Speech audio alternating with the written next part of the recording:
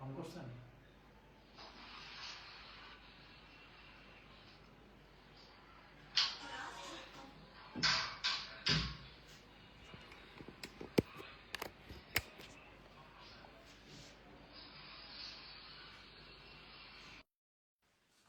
আলাইকুম সুপ্রিয় শিক্ষার্থী, কেমন আছেন আপনারা সবাই?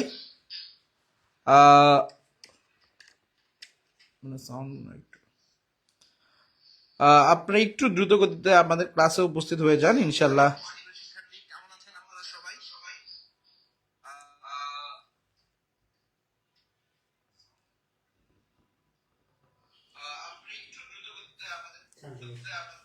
ঠিক আছে, এটা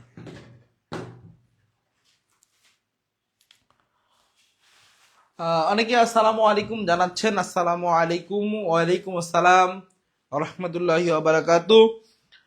সবাইকে আজকে সাধারণ জ্ঞান ক্লাসে আপনাদেরকে সবাইকে স্বাগতম। আজকে আমরা খুবই সাম্প্রতিক কিছু বিষয় নিয়ে এই বছরের যে সাম্প্রতিক বিষয়গুলো আছে এই বিষয়গুলো নিয়ে আলোচনা করব। আজকের এই গুরুত্বপূর্ণ ক্লাসে আপনাদেরকে সবাইকে স্বাগতম জানাচ্ছি।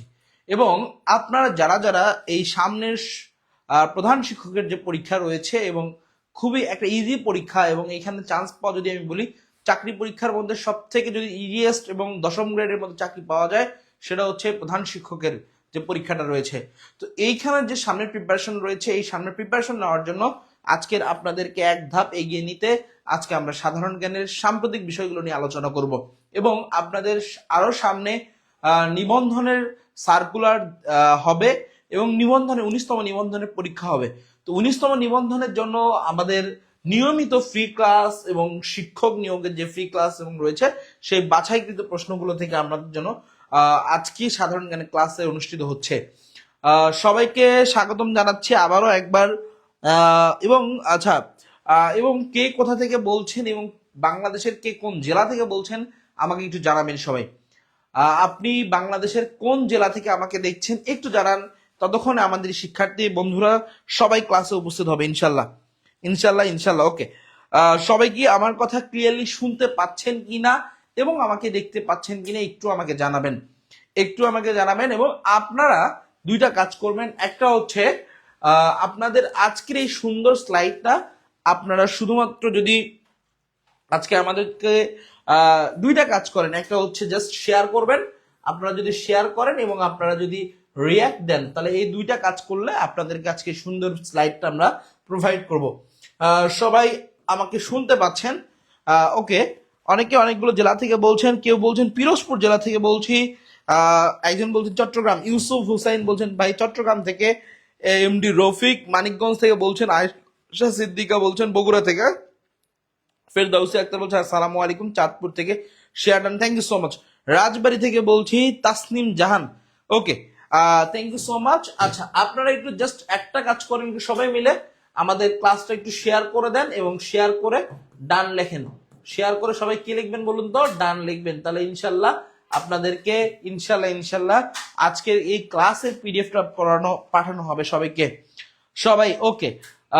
একজন বলছেন চাঁদপুর থেকে বলছেন, শেরপুর থেকে বলছেন, সাতক্ষীরা। তার মানে বোঝা যাচ্ছে যে আপনারা সারা বাংলাদেশ থেকে, আমাদের বাংলাদেশে যে 64টা জেলা রয়েছে, 495টি উপজেলা রয়েছে, সেখান থেকে আপনারা আমাদের সাথে যুক্ত হয়েছেন এবং আপনাদেরকে সবাইকে অভিনন্দন জানাচ্ছি। এবং বারবার আবারও আপনাদেরকে আজকে আমি জানাচ্ছি আমাদের সাম্প্রতিক ক্লাসে আপনাদেরকে স্বাগতম সবাইকে। ওকে, সবাই একটু দ্রুত গতিতে, এখন আমাদের ক্লাসে কাঙ্ক্ষিত সেই উপস্থিতি আসেনি, সবাই একটু দ্রুত গতিতে আমাদের ক্লাসটা কি করবেন, শেয়ার করে দেন। এখনো কাঙ্ক্ষিত শেয়ার হয়নি, প্লিজ একটু দ্রুত গতিতে আপনারা শেয়ার করবেন, ঠিক আছে? সবাই একটু দ্রুত গতিতে আমাদের ক্লাসটা শেয়ার করবেন ইনশাল্লাহ। আজকের দুর্দান্ত ক্লাস হবে, দুর্দান্ত ক্লাস। এবং সাম্প্রতিকের বিষয়ে যতগুলো সাম্প্রতিকের আপনাদের সমস্যা রয়েছে এই বিষয়গুলো নিয়ে আজকে আমাদের ক্লাস অনুষ্ঠিত হবে, ঠিক আছে? আচ্ছা, কথা না বাড়িয়ে আমি পরে নেক্সট স্লাইডে যাচ্ছি, তাহলে শুরু করি। আমার নেক্সট স্লাইডে হচ্ছে যেটা রয়েছে সেটা হচ্ছে যে আপনাদের 19তম নিবন্ধনের যে প্রধান শিক্ষক নিবন্ধন এবং প্রধান শিক্ষকের যে ফ্রি কোচিং সেটা হচ্ছে রাত 9টায়। এবং আমাদের নেক্সট কালকে ক্লাস নেবেন রাশেদ স্যার, ইংরেজি নেবেন আবিদুর রহমান স্যার, গণিত নেবেন জোবায়ের স্যার এবং ওরিয়েন্টেশন ক্লাস হচ্ছে আবিদুর রহমান স্যার 19 তারিখ 19তম নিবন্ধন এবং প্রধান শিক্ষকের। ইংরেজি সাহিত্যের উপরে ক্লাস নেবেন হচ্ছে আবিদুর রহমান স্যার, রোমান্টিক যে পিরিয়ডটা রয়েছে এরপরের দিন অপু স্যার এবং এরপরের দিন শামীম স্যার, ঠিক আছে। তো এর পরবর্তীতে যদি আমরা একটু লক্ষ্য করি সেটা হচ্ছে একটু যদি লক্ষ্য করি নেক্সট দেখেন নেক্সট দিন হচ্ছে আপনাদের রাত 9টায় রাশেদ স্যারের বাংলা ক্লাস আছে, ঠিক আছে। কারকের উপরে আপনাদের ক্লাস আছে, আপনারা ক্লাসটা শেষ করে পিডিএফ দিবেন। আর আমাদের যে আপনারা যারা ক্লাস মিস করেন, আমাদের যেহেতু ফেসবুকে তো আমাদের থাকে না, 1 মাস পরে হইতেছে লাইভ ক্লাসগুলো থাকে না, তো এইগুলো আপনারা পাবেন আমাদের ইউটিউব চ্যানেলে পাবেন, ঠিক আছে। তো যাক, অনেকগুলো কথা বলেছি, এবার আমরা কাজের কথায় আসি। আমরা 1 নম্বর প্রশ্নের সলভ যাই। 1 নম্বর প্রশ্ন যদি আমরা লক্ষ্য করি সেটা হচ্ছে কতটি ব্যাংক নিয়ে সমন্বিত ইসলামী ব্যাংক গঠিত হয়েছে। খুবই গুরুত্বপূর্ণ প্রশ্ন এবং এই বছর ঢাকা বিশ্ববিদ্যালয়ের মানবিক ইউনিটে যেটা খ ইউনিটে এই প্রশ্নগুলো এসেছিল এবং খুবই দুর্দান্ত একটি প্রশ্ন এবং খুবই চমৎকার একটি প্রশ্ন। একটু সবাই একটু অ্যান্সার করার চেষ্টা করেন, আমি একটু আলোচনা করছি আপনাদের সবার সাথে। একটু সবাই একটু বলবেন।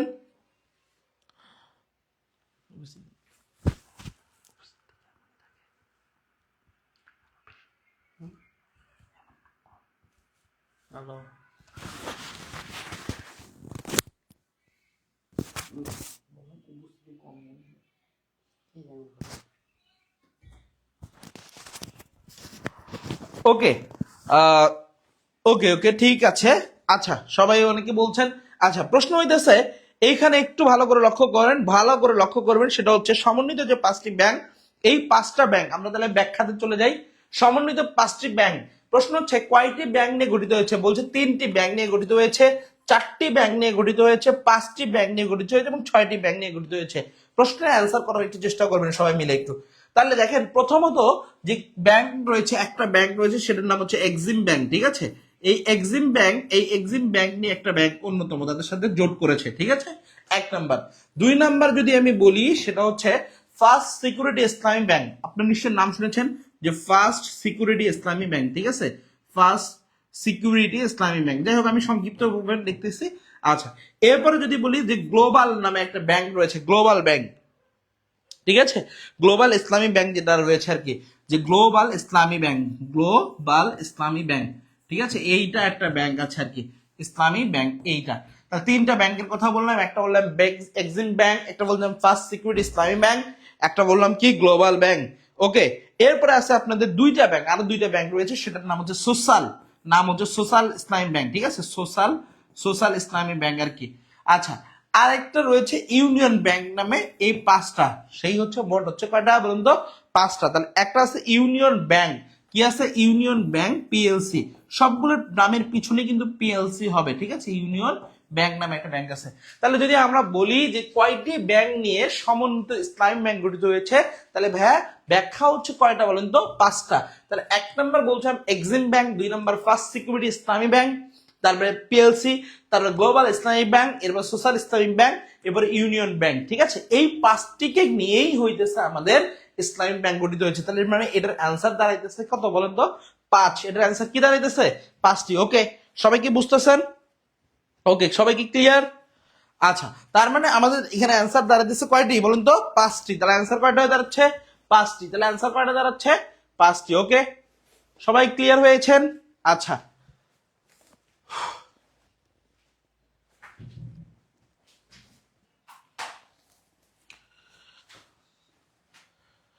ওকে, সবাইকে ধন্যবাদ, সবাইকে ধন্যবাদ। সবাই বলেছেন 5টি ব্যাংক, ঠিক আছে, ঠিক আছে, ঠিক আছে। আচ্ছা, এখন যদি আমি বলি এই সমন্বিত ইসলামী ব্যাংকের বর্তমান যে চেয়ারম্যান রয়েছেন, বর্তমান চেয়ারম্যানের নাম হচ্ছে যে আইয়ুব মিয়া। নাম কি, আইয়ুব মিয়া। এটাও পরীক্ষা মাঝে মাঝে আসতে পারে, যেহেতু আপনাদের সামনে ব্যাংকের পরীক্ষা রয়েছে, যদি ব্যাংকের পরীক্ষা থাকে সে ব্যাংক থেকে এটা আসতে পারে, ঠিক আছে। তাহলে এখন দেখেন এর পরবর্তীতে এটা হচ্ছে বেসিক্যালি যেটা, সেটা হচ্ছে শরিয়া ভিত্তিক আর কি, ঠিক আছে। শরিয়া ভিত্তিক যে ব্যাংক ব্যবস্থাগুলোর মধ্যে অন্যতম আর কি। ওকে, নেক্সট আমি 2 নম্বরে যাচ্ছি। দেখেন খুবই গুরুত্বপূর্ণ এবং রিসেন্ট সময়ে এইটা খুব গুরুত্বপূর্ণ। দেখেন তো, জানুয়ারি মাসে ঘটে যাওয়া, আজকে জাস্ট ফেব্রুয়ারি 1 তারিখ। তাহলে দেখেন এখানে কি বলছে, 3 জানুয়ারি 2026 সালে যুক্তরাষ্ট্রের ডেল্টা ফোর্স কোন অপারেশনের মাধ্যমে বা মধ্য দিয়ে ভেনিজুয়েলার যে প্রেসিডেন্ট রয়েছে তার নাম নিকোলাস মাদুরোকে আটক করে। তার মানে আমি এক কথায় যদি বলি, নিকোলাস মাদুরোকে আটক করছে কয় তারিখে, এটা একটা প্রশ্ন আসতে পারে। সেটা হচ্ছে 3 জানুয়ারি, 3 জানুয়ারি 2026, মানে জানুয়ারি মাসেই হইতেছে প্রথম এটা আটক করছে আর কি, ঠিক আছে। আচ্ছা, ওনাকে আটক করে পরবর্তীতে ব্র্যাকলিন নামে একটা হচ্ছে কারাগারের মধ্যে ওনাকে বন্দী করা হয়। এবং এই যে অপারেশনটা পরিচালিত হয়েছে, ডেল্টা ফোর্স নামে একটা অপারেশন পরিচালিত হয়েছে, এইটা এখন প্রশ্ন হচ্ছে কোন অপারেশনে, ডেল্টা ফোর্সের কোন অপারেশনের মধ্যে দিয়ে এইটা একটা পরিচালনা করা হয়েছে। প্রশ্ন হচ্ছে অপারেশন বলছে সাউদার্ন স্পেয়ার, ওকে। এরপর বলছে অপারেশন আরাকাস, এরপর হচ্ছে অপারেশন মিডনাইট হামার, এরপর হচ্ছে অপারেশন অ্যাবসলিউট রিজলভ। এইটার এই চারটার মধ্যে আপনি একটু দ্রুত গতিতে আমাকে অ্যান্সার করে জানান। সবাই একটু দ্রুত গতিতে একটু অ্যান্সার করে জানাবেন, সবাই একটু দ্রুত গতিতে একটু অ্যান্সার করে জানাবেন, ঠিক আছে। এই চারটার মধ্যে আপনারা কোনটা অ্যান্সার হবে। শুনেন, আপনারা অ্যান্সার করতে থাকেন, আমি বলতে থাকি। মার্কিন প্রেসিডেন্ট, তার নাম ডোনাল্ড ট্রাম্প। এই ডোনাল্ড ট্রাম্প তার নির্বাহী আদেশের মধ্য দিয়ে তখন ইনি ভ্যানিজুয়েলা হচ্ছে দক্ষিণ আমেরিকার একটা দেশ, এবং দক্ষিণ আমেরিকার যে দেশ রয়েছে তার নাম ভ্যানিজুয়েলা। এই ভ্যানিজুয়েলা আপনাদের যে অপরিশোধিত তেল রয়েছে বা তেল মজুদের জন্য শীর্ষ দেশ, সেটার নাম হচ্ছে ভ্যানিজুয়েলা। এই ভ্যানিজুয়েলার রাজধানী, তার নাম হচ্ছে কারাকাস। ভ্যানিজুয়েলার রাজধানীর নাম কি? কারাকাস। তাহলে ভ্যানিজুয়েলা পরীক্ষায় প্রশ্ন আসতে পারে যে ভ্যানিজুয়েলার রাজধানীর নাম কি? কারাকাস, 1 নম্বর প্রশ্ন। 2 নম্বর যদি আমি কথা বলি যে ভ্যানিজুয়েলার এখানকার বর্তমান প্রেসিডেন্ট বলতে চাই, প্রেসিডেন্ট হয়েছিলেন, সেই প্রেসিডেন্ট তার নাম ছিল নিকোলাস মাদুরো। এখন যদি বলি যে অন্তর্বর্তীকালীন একজন প্রেসিডেন্ট রয়েছে এই ভ্যানিজুয়েলায়, যখন এনাকে অপারেশন মধ্য দিয়ে পরিচালিত করা হয়েছে, পরবর্তীতে অন্তর্বর্তীকালীন একজন প্রেসিডেন্ট করা হয়, তার নাম হচ্ছে দেলসি। পরীক্ষা আসতে পারে যে অন্তর্বর্তীকালীন, তাহলে অন্তর্বর্তী, যেমন আমাদের দেশে অন্তর্বর্তীকালীন সরকার রয়েছে, অন্তর্বর্তীকালীন একজন প্রেসিডেন্ট রয়েছে, ঠিক আছে। তার মানে অন্তর্বর্তীকালীন প্রেসিডেন্ট, ঠিক আছে, অন্তর্বর্তীকালীন প্রেসিডেন্ট এইটা পরীক্ষা আসতে পারে। প্রেসিডেন্ট একটু ভালো করে মনোযোগ দিবেন যে অন্তর্বর্তীকালীন প্রেসিডেন্ট তার নাম কি? তার নাম হচ্ছে, যদি আমি বলি,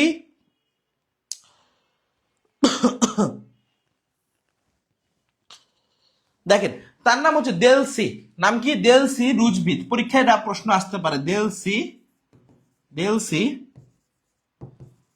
রুজ মনিকা। আচ্ছা, অন্তর্বর্তীকালীন প্রেসিডেন্ট হচ্ছে দেলসি, আচ্ছা, রুদ্রিগেজ। নামগুলো একটু কঠিন তো, রুদ্রিগেজ, ওকে। দেখেন, তাহলে দেলসি রুদ্রিগেজ এইটা হচ্ছে বর্তমান, বললাম কি, অন্তর্বর্তীকালীন প্রেসিডেন্ট। এই ভেনিজুয়েলা দক্ষিণ আমেরিকার একটা দেশ। কোন আমেরিকার মধ্যে পড়ে? দক্ষিণ আমেরিকা। পরীক্ষায় প্রশ্ন আসতে পারে দক্ষিণ আমেরিকার দেশ কয়টা? দক্ষিণ আমেরিকার দেশ হইতেছে মোট হচ্ছে কয়টা বলেন দেখি? 12টা। দক্ষিণ আমেরিকার মোট দেশ কয়টা? 12টা। আচ্ছা, এই ভেনিজুয়েলা যদি বলি যে অপরিশোধিত বা তেল, তাহলে তেল শীর্ষ রফতানিতে বা রফতানি বা মজুদের শীর্ষ দেশ, তার নাম কি? তার নাম হচ্ছে ভ্যানিজুয়েলা। তার নাম কি বলুন তো? ভ্যানিজুয়েলা, ওকে। এই ভ্যানিজুয়েলার মধ্য দিয়ে যখন ইনি এই ভ্যানিজুয়েলাতে পরবর্তীতে কি করা হয়? পরবর্তীতে নিকোলাস মাদুরোকে যখন আটক করা হয়, আটক করে তখন ওনাকে কারাগারের মধ্যে বন্দী করে রাখা হয়, ঠিক আছে।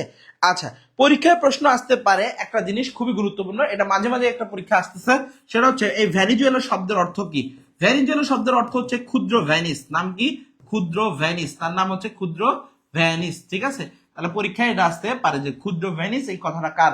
তাহলে ভ্যানিজুয়েলার অর্থ হচ্ছে ক্ষুদ্র ভ্যানিস, ওকে, ঠিক আছে। এইটা একটা 2 নম্বর। 2 নম্বর যদি আমি কথা বলি ভ্যানিজুয়েলা সম্পর্কে, বলি যে ভ্যানিজুয়েলার যদি বলি উপনিবেশ, তাহলে ভ্যানিজুয়েলা কাদের উপনিবেশ ছিল? ভ্যানিজুয়েলা ছিল উপনিবেশ ছিল স্পেনের। কাদের? স্পেনের উপনিবেশ ছিল। আপনারা নিশ্চয়ই জানেন স্পেনের যে ভাষা রয়েছে সেই ভাষার নাম হচ্ছে স্প্যানিশ ভাষা। স্প্যানিশ ভাষা থেকে তার মানে আমাদের দাঁড়াইতেছে যে ভ্যানিজুয়েলার যে ভাষা, বর্তমান ভাষা রয়েছে, সেই ভাষার নাম হচ্ছে কি বলেন তো?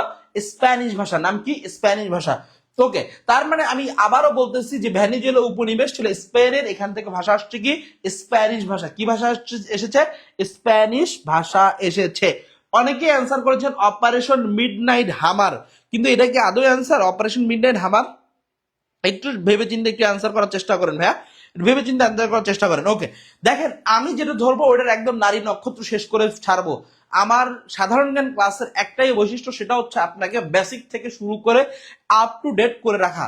এবং বেসিকের যে বিষয়গুলো রয়েছে, বেসিক যদি আপনার যদি ভালো না হয়, আপনি ইনশাল্লাহ, আমি আপনাকে আবারও বলতেছি, আপনার কোনো চাকরি হবে না। বুঝতে পারছেন? কোনো চাকরি হবে না আপনার।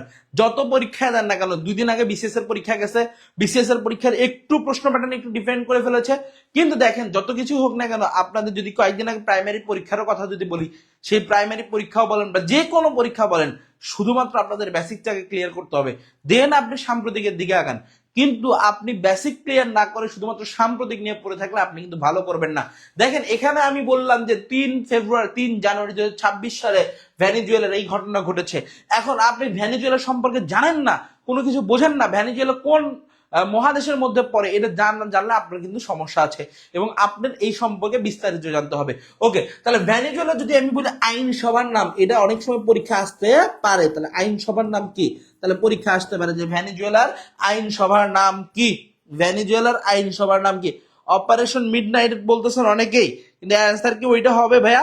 একটু সবাই একটু চেষ্টা করেন তো কি অ্যান্সার হয়। তাহলে আইনসভার নাম হচ্ছে জুপিটার, নাম কি? জুপিটার মন্দির, ঠিক আছে, আইনসভার নাম হচ্ছে জুপিটার মন্দির। ওকে, এটা 1 নম্বর বললাম। এর পরবর্তী নেক্সট যদি বলি যে সেটা হচ্ছে এই যে এদের মুদ্রার নাম, তাহলে ভেনিজুয়েলার মুদ্রার নাম কি? মুদ্রার নাম, সেই মুদ্রার নাম হচ্ছে বলিভার। মুদ্রার নাম কি ভাইয়া বলেন তো? মুদ্রার নাম হচ্ছে বলিভার, মুদ্রার নাম হচ্ছে বলিভার, ঠিক আছে। ওকে, তাহলে এই হইতেছে মোটামুটি কিছু ইনফরমেশন গেল, একটু বেসিক ইনফরমেশন কয়টা। এখন এখানে অ্যান্সারে আসে, অ্যান্সারের মধ্যে যদি আমি বলি যে 3 জানুয়ারি 2026 সালে যেটা করছেন সেটা হচ্ছে অপারেশন অ্যাবসুলুট রিজলভ, এইটা অ্যান্সার হবে। অপারেশন অ্যাবসুলুট রিজলভ এইটা অনুষ্ঠিত হয়েছিল, ঠিক আছে। এই যে অপারেশনের নাম ছিল, এটার নাম হচ্ছে অ্যান্সার ডি। তার মানে যারা যারা অ্যান্সার ডি দিয়েছেন তাদের অ্যান্সার সঠিক হয়েছে, বুঝতে পারছেন? অনেকে অ্যান্সার ডি দিয়েছেন, অনেকেই দিয়েছেন। থ্যাংক ইউ সো মাচ যারা যারা অ্যান্সার ডি দিয়েছেন।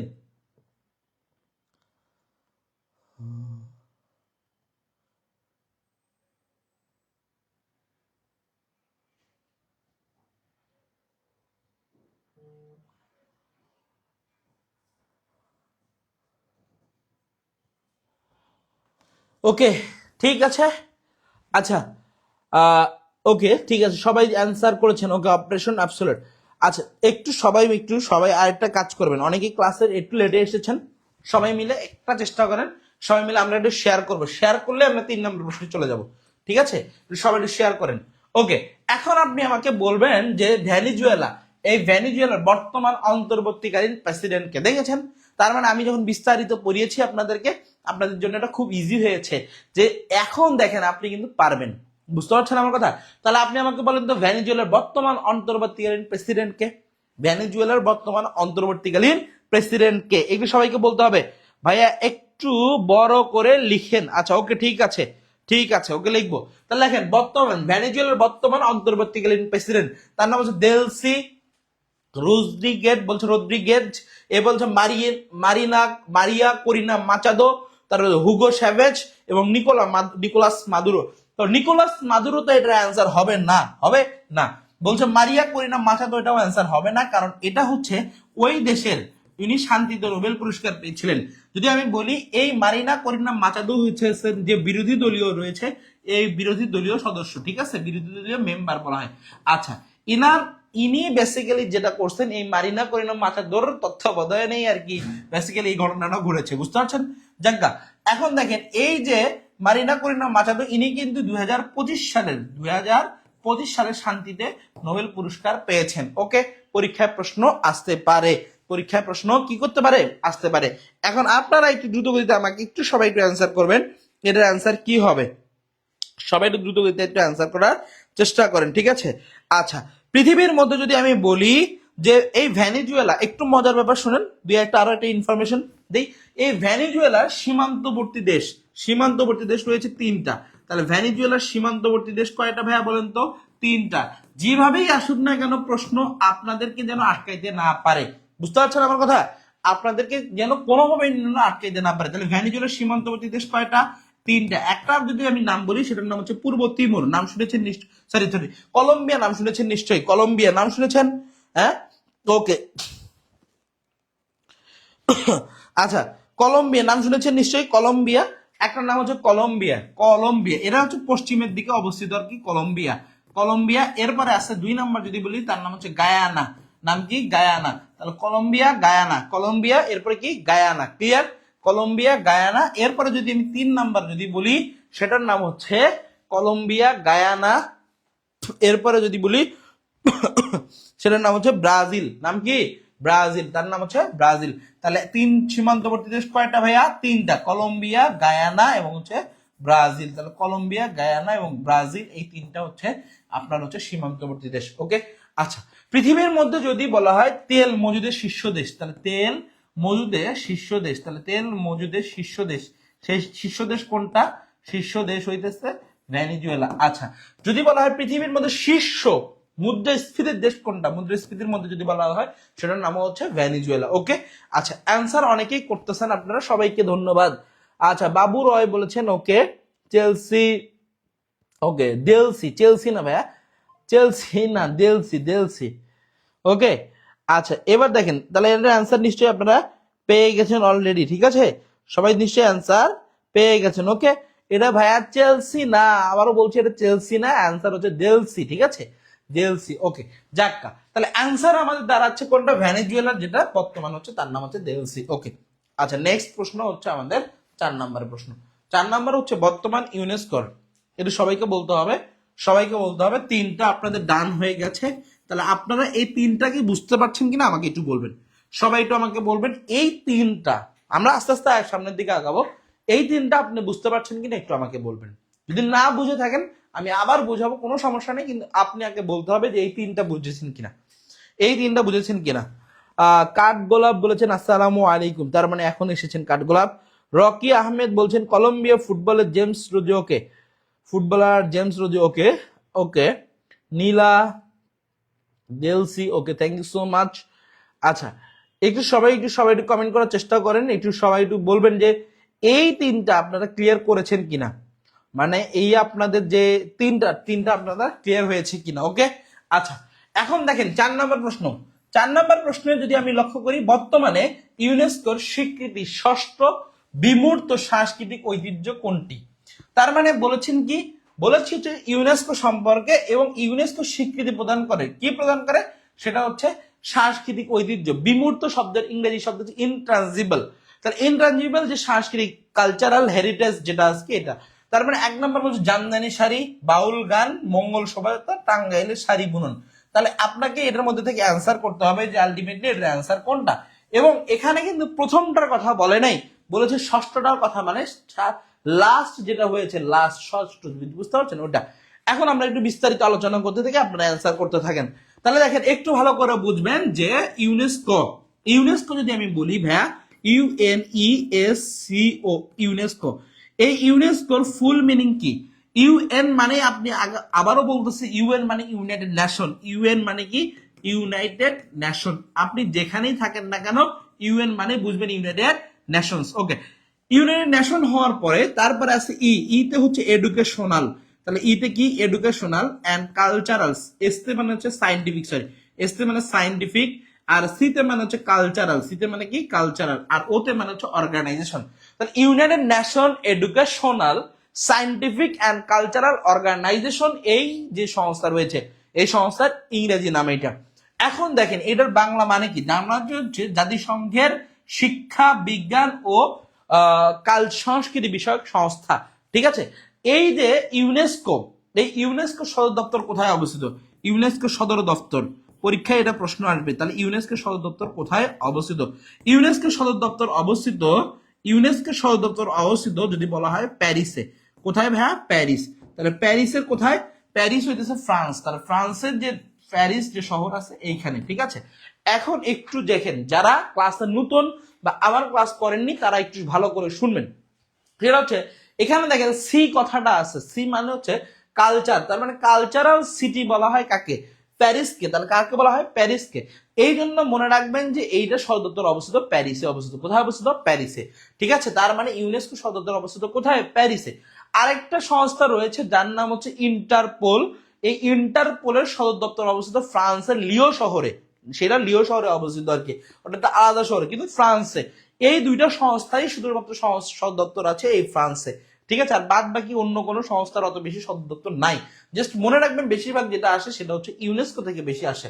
এখন দেখেন ইউনেস্কো প্রদান করলো, এতটুকু পর্যন্ত আমরা ক্লিয়ার হইলাম। নেক্সট বলছে কি, বলছে ষষ্ঠ বিমূর্ত সাংস্কৃতিক ঐতিহ্য। বিমূর্ত শব্দের ইংরেজি প্রতিশব্দ হচ্ছে ইনট্যাঞ্জিবল, কালচার মানে হচ্ছে কালচারাল মানে হচ্ছে সাংস্কৃতিক, এবং হচ্ছে ঐতিহ্য মানে হেরিটেজ। তার মানে ইনট্যাঞ্জিবল কালচারাল হেরিটেজ এইটাতে লাস্ট পর্যায়ে শেষের দিকে এই যে কিছুদিন আগেই ভারতের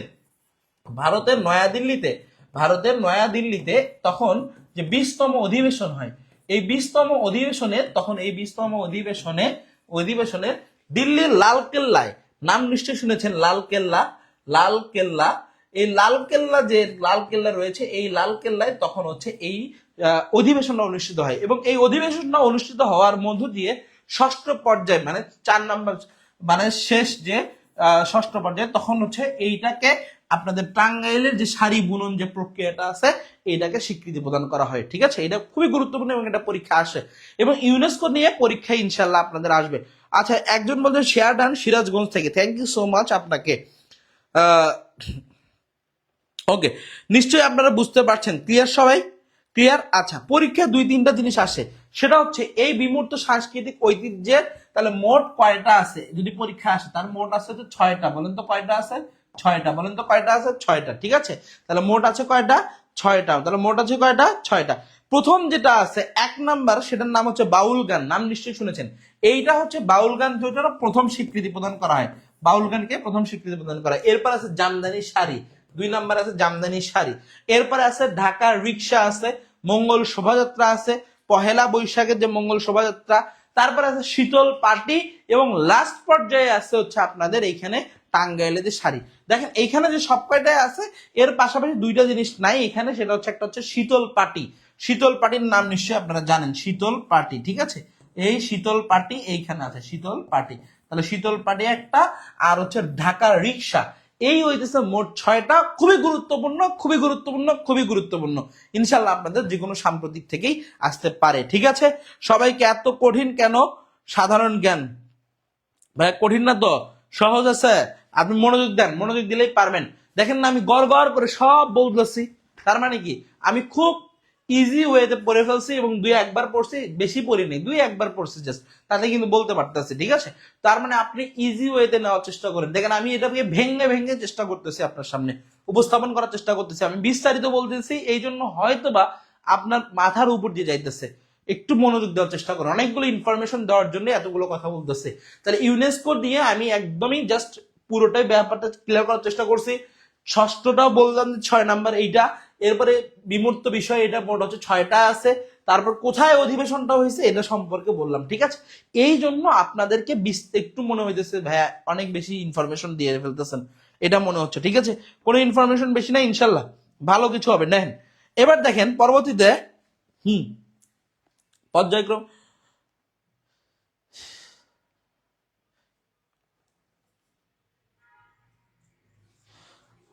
হ্যাঁ, পারু নীল বলছেন ম্যাথ এবং হচ্ছে বিজ্ঞানের থেকে সহজ আছে। জি, থ্যাংক ইউ।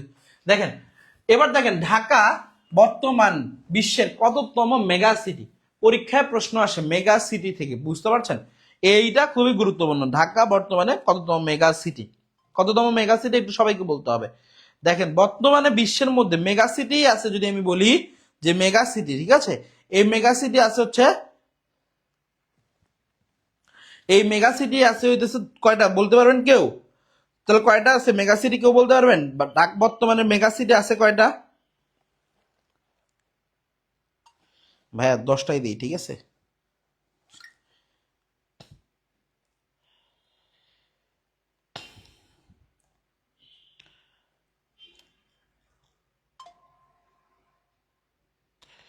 ওকে, বর্তমানে মেগা সিটি আছে 33টা। ঠিক আছে, বর্তমানে মেগা সিটি কয়টা আছে? 33টা। আচ্ছা, এখন দেখেন আপনারা একটু লিখতে থাকেন, ঢাকা বর্তমানে বিশ্বের মধ্যে কততম মেগা সিটি? প্রথম, দ্বিতীয়, তৃতীয় এবং পঞ্চম। আমি জাস্ট অ্যান্সার গুলো বলার চেষ্টা করি, আমি ব্যাখ্যা দেওয়ার চেষ্টা করি।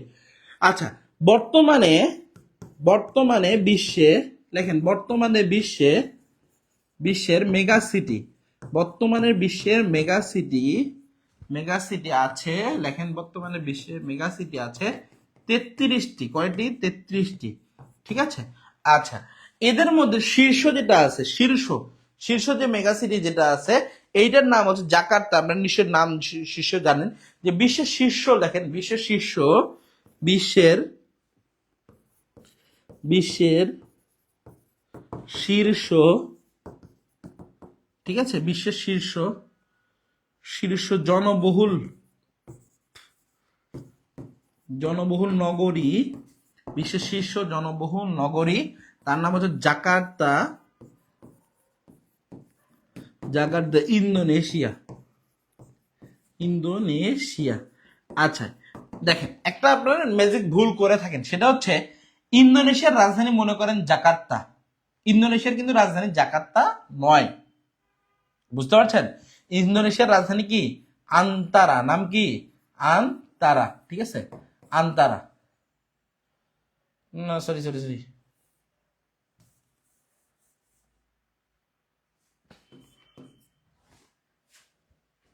ও আন্তারা, ঠিক আছে, আন্তারা আন্তারা আন্তারা আন্তারা না আঙ্কারা, আচ্ছা দেখি একটু ভুলে গেলাম নাকি।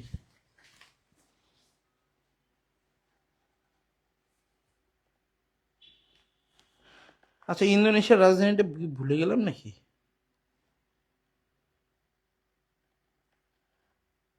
ও সরি সরি সরি, ইন্দোনেশিয়ার রাজধানীর নাম হচ্ছে নুসান্তারা।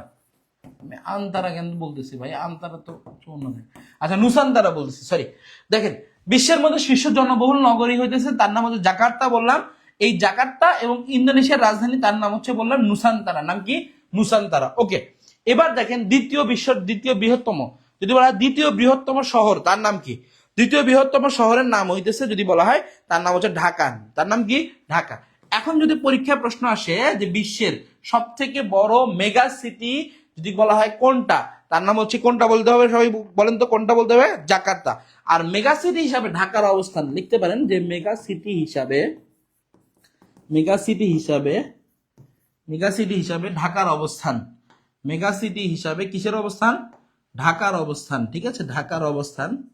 লেখেন ঢাকার অবস্থান, ঢাকার অবস্থান দ্বিতীয়। তার মানে কত? দ্বিতীয়, ঠিক আছে। তাহলে বিশ্বের মধ্যে ঢাকার অবস্থান তার মানে দাঁড়াইতেছে কত ভাই? দ্বিতীয় দাঁড়াইতেছে। তাহলে অ্যান্সার কত হবে? দ্বিতীয়, ঠিক আছে। তার মানে এটা অ্যান্সার হইতেছে। তাহলে বিশ্বের মধ্যে দ্বিতীয় হচ্ছে মেগা সিটি। ওকে, ঠিক আছে স্যার, শীর্ষ মেগা সিটি টোকিও হবে তো। আচ্ছা ভাইয়া, ওটা তো চেঞ্জ হয়েছে তাই না? এই জন্য তো পরীক্ষার প্রশ্নটা আপনাকে দিলাম, ঠিক আছে। আপনি কি বুঝতে পারছেন আমার কথা? আগে ছিল, আপনি যেটা চিন্তা করতেছেন ওইটা আগে ছিল আর কি ভাই, বুঝতে পারছেন? এখন নাই। দেখেন, যদি বলা হয় 10, যদি বলা হয় 10 মিলিয়ন, ভালো করে বোঝেন। একজন বলছেন যে মেগা সিটি এবং মেটা সিটি, যদি বলা হয় যে এই দুটোর মধ্যে ডিফারেন্স কোনটা, মেগা সিটি এবং মেটা সিটির মধ্যে, যদি বলা হয় 10 মিলিয়ন, 10 মিলিয়ন মানে হইতেছে 1 কোটি, ঠিক আছে। তাহলে যদি বলা হয় 10 মিলিয়ন, দেখেন 10 মিলিয়ন মানে কি 1 কোটির অধিক মানুষ। কত কোটি? 1 কোটির অধিক মানুষ। তাহলে এটা হচ্ছে মেগা সিটি। কোন সিটি? Mega city. আচ্ছা, আর যদি বলা হয় 20 কোটি, দেখেন 20 মিলিয়ন, সরি 20 মিলিয়ন, 20 মিলিয়ন বা 2 কোটির অধিক। কোন কোটির অধিক? 2 কোটির অধিক। তাহলে এটা হচ্ছে মেগা সিটি। কোন সিটি? মেটা সিটি, ঠিক আছে। তাহলে এটা হচ্ছে মেটা সিটি। তাহলে দেখেন, মেগা ও মেটা সিটি যদি বলা হয়, এখন বর্তমানে হচ্ছে জাকার্তা ইন্দোনেশিয়া ভাইয়া, জাকার্তা ইন্দোনেশিয়া, এটা বুঝতে হবে আপনাকে। আচ্ছা, এরপরে যদি 2 নম্বরে তো বললাম যে 2 নম্বরে হইতেছে আমাদের কোন যে দেশ আছে বলেন তো? আমাদেরই বাংলাদেশ, প্রিয় বাংলাদেশ, বুঝতে পারছেন আমার কথা? আচ্ছা, এই হইতেছে মোটামুটি ইনফরমেশন আর কি, ঠিক আছে। আচ্ছা এরপর দেখেন, আচ্ছা ওই যে উনি বললেন টোকিওর কথা বলেছেন, একজন টোকিওর কথা বলেছেন। ভাইয়া টোকিও যে কথা বলতেছেন না, টোকিও হচ্ছে বর্তমানে 3 নম্বরে অবস্থান করতেছে, ঠিক আছে, 3 নম্বরে অবস্থান করতেছে। ওকে, টোকিও বর্তমানে কত নম্বরে অবস্থান করতেছে? 3 নম্বরে অবস্থান করতেছে। আশা করি আপনি আমার কথাটা বুঝছেন। ওকে ডান। এবার আসেন ভাইয়া, আমরা যাই 6 নম্বরে। একটু সবাই একটু অ্যান্সার করার চেষ্টা করেন। 6 নম্বর, সাতক্ষীরা থেকে বলছি। থ্যাংক ইউ সো মাচ ভাইয়া। Kazi Harun Rashid, thank you so much, thank you so much. আচ্ছা এবার বলছেন সাইমা, সাইমা সুলতানা বলছেন Nusantara, thank you so much. এবার বলছেন শারমিন, বলছেন 5-এর খ, mega cities mean more than 1 crore population, yes. Okay, এবার 6 নম্বর একটু আনসার করার চেষ্টা করুন সবাই। 6 নম্বর আনসার করার চেষ্টা করুন সবাই।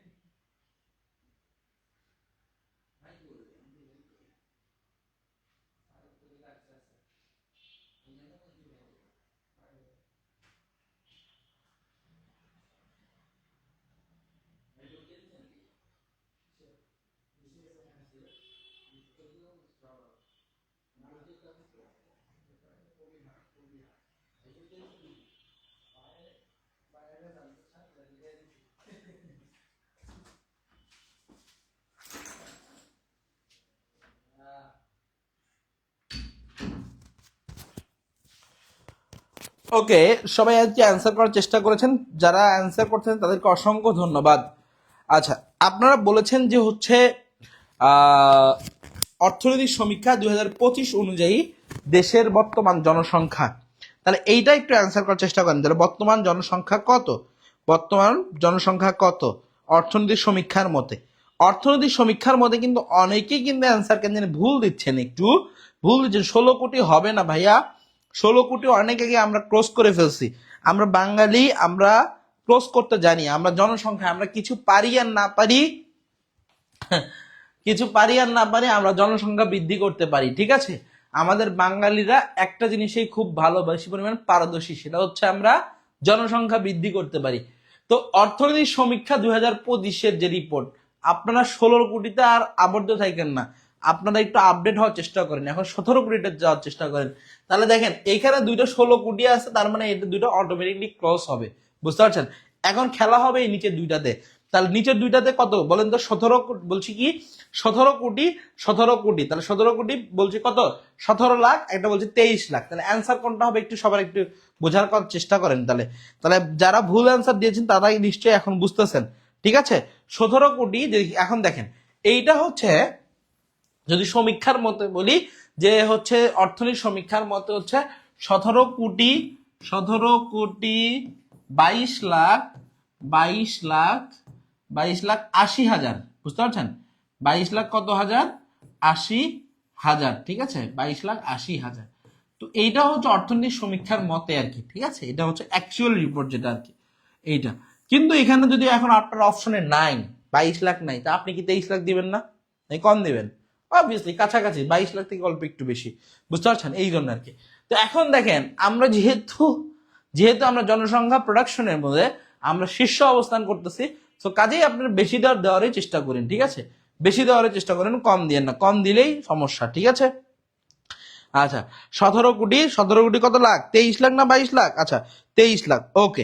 এখন দেখেন এইখান থেকে দুই একটা ইনফরমেশন আপনাদেরকে জাস্ট বলে দিচ্ছি, ওকে, একটু লিখে রাখতে পারেন। একটা হচ্ছে মোট জনসংখ্যা, বললাম যে মোট জনসংখ্যা 17 কোটি 22 লাখ 80,000।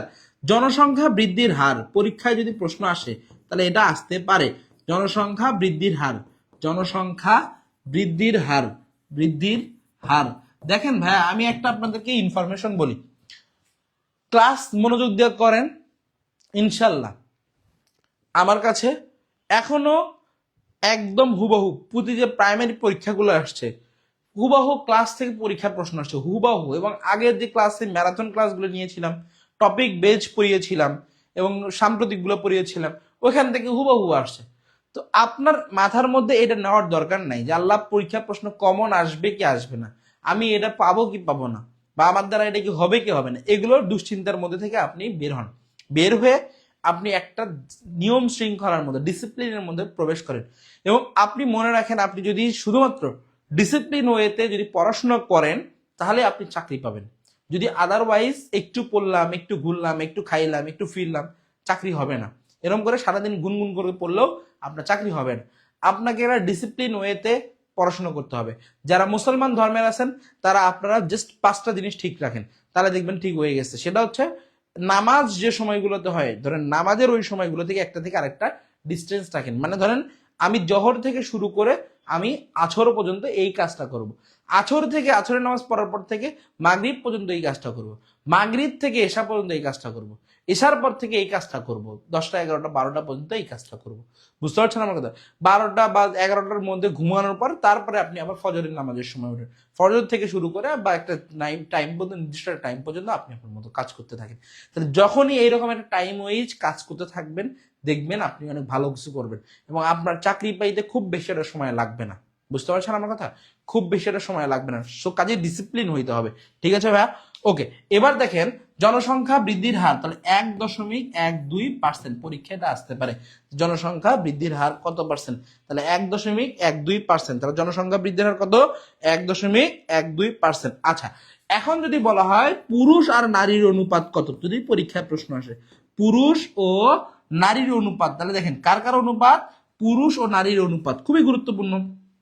পুরুষ ও নারীর অনুপাত, তাহলে নারীর অনুপাত, তাহলে পুরুষ আর নারীর অনুপাত হইতেছে কত?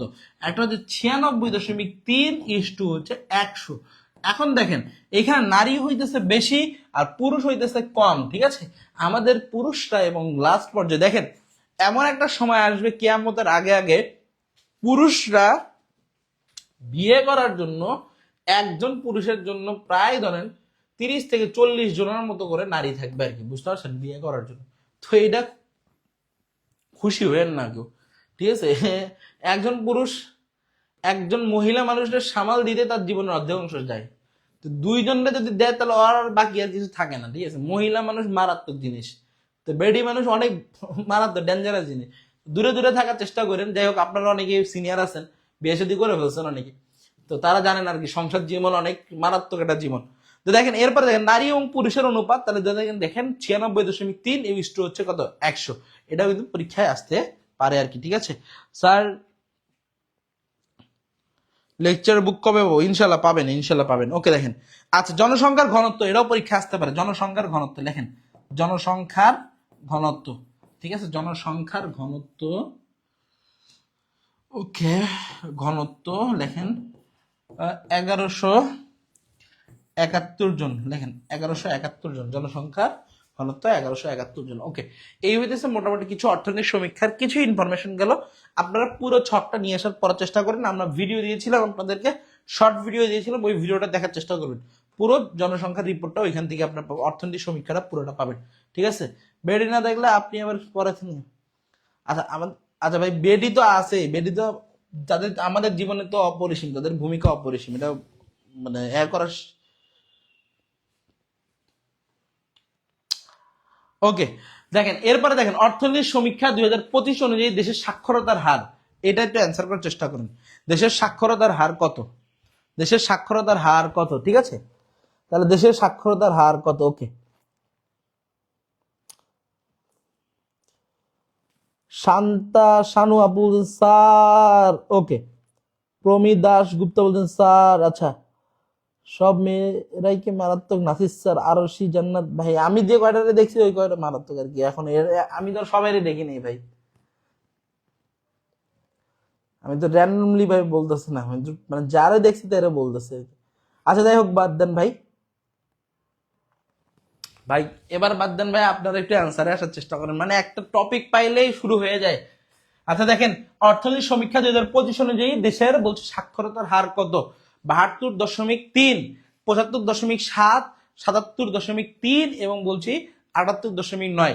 এই চারটার মধ্যে একটু অ্যান্সার করার চেষ্টা করেন তো, একটু সবাই একটু অ্যান্সার করার চেষ্টা করবেন।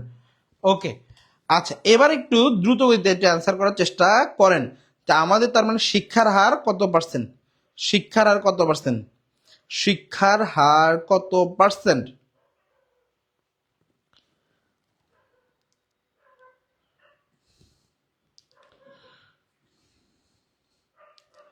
আচ্ছা, এখন আপনাদেরকে 2-3টা ইনফরমেশন দিয়ে দিই। আগে যেহেতু অনেক কটা দিয়েছি, এবার একটু 2-1টা ইনফরমেশন দেয়। দেখেন যে স্থূল স্থূল জন্মহার, জন্মহার লেখেন, স্থূল জন্মহার লেখেন, স্থূল জন্মহার লিখবেন হইতেছে একটু করে লেখি, লেখেন 19.4।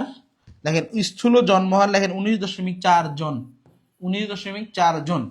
আর স্থূল মৃত্যুহার লেখেন, স্থূল মৃত্যুহার স্থূল জন্মহার, স্থূল মৃত্যুহার, লেখেন মৃত্যুহার, স্থূল মৃত্যুহার, এটা হচ্ছে প্রতি হাজারে আর কি, ঠিক আছে। তাহলে প্রতি হাজারে হচ্ছে স্থূল মৃত্যুর হার হচ্ছে 6.1 জন আর কি, ঠিক আছে, স্থূল মৃত্যুর হার। আচ্ছা, এখন যাই হোক, এখানে বলছে দেশের সাক্ষরতার হার, তাহলে দেশের সাক্ষরতার হার হচ্ছে 77.9, 77.9%, ঠিক আছে। তাহলে বাংলাদেশের যদি সাক্ষরতার দিক থেকে আমি যদি বলি, বাংলাদেশের সবচেয়ে নিরক্ষর মুক্ত যে জেলা আছে, নিরক্ষর মুক্ত বাংলাদেশের প্রথম, তাহলে দেশের প্রথম নিরক্ষর মুক্ত জেলা সেটা হচ্ছে মাগুরা জেলা। তাহলে দেশের প্রথম প্রথম নিরক্ষর মুক্ত জেলা, নিরক্ষর মুক্ত জেলা, সেই নিরক্ষর মুক্ত জেলা হইতেছে, জেলা হচ্ছে মাগুরা জেলা। কোন জেলা? মাগুরা জেলা, ঠিক আছে। নিরক্ষর মুক্ত জেলা হচ্ছে মাগুরা জেলা। আচ্ছা, দেশে যদি আমি বলি নিরক্ষর মুক্ত জেলা কয়টা, পরীক্ষা এটা আসতে পারে। নিরক্ষর মুক্ত জেলা হচ্ছে 7টা, বলেন তো কয়টা? 7টা, ঠিক আছে। একটা হচ্ছে যদি বলা হয় নিরক্ষর মুক্ত জেলাগুলো কোনগুলো, এটা পরীক্ষা আসতে পারে যে নিরক্ষর মুক্ত জেলাগুলো কোনগুলো। এটা হচ্ছে সিরাজগঞ্জ, সিরাজগঞ্জ, সিরাজগঞ্জ, ঠিক আছে। এবার রাতে আছে রাজশাহী, রাজশাহী, তাহলে সিরাজগঞ্জ রাজশাহী। তারপরে জতে আছে জয়পুরহাট, জয়পুরহাট। এবার আছে চুয়াডাঙ্গা, চুয়াডাঙ্গা। এবার আছে মাগুরা। এরপর আছে লালমনিরহাট। এবার আছে গাজীপুর, ঠিক আছে, গাজীপুর। এই হইতেছে মোট হচ্ছে 7টা জেলা। মোট কয়টা জেলা? 7টা জেলা। এই 7টা জেলা হইতেছে আপনাদের কি জেলা? নিরক্ষর মুক্ত জেলা, ঠিক আছে। এটা ভালো করে পড়বেন, ইনশাল্লাহ এখান থেকে কমন পাবেন। ওকে, হ্যাঁ, বাংলাদেশের ইয়েস্ট। ওকে, আচ্ছা, ঠিক আছে, থ্যাংক ইউ সো মাচ। যাদের অ্যান্সার হয়েছে তাদেরকে অসংখ্য ধন্যবাদ। ওকে, নেক্সট আমরা তাহলে 8 নাম্বার প্রশ্নে যাই। দেখেন, দ্রুত একটু দেখেন, অর্থনৈতিক সমীক্ষা 2025 অনুযায়ী, তাহলে অর্থনৈতিক সমীক্ষা 2025 অনুযায়ী মাথা পিছু আয় কত?